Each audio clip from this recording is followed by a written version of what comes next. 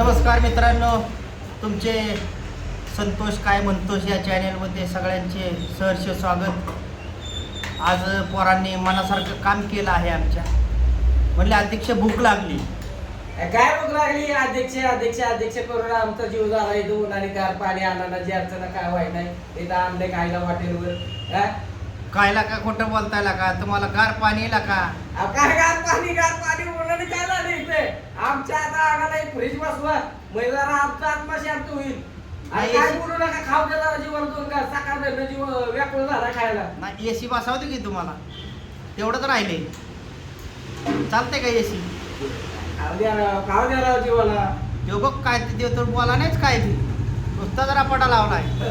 कावळवाला ते पोटात ते केरवाल नाही म्हणाली मग ते म्हणजे बघ पाकलावाडी झाले.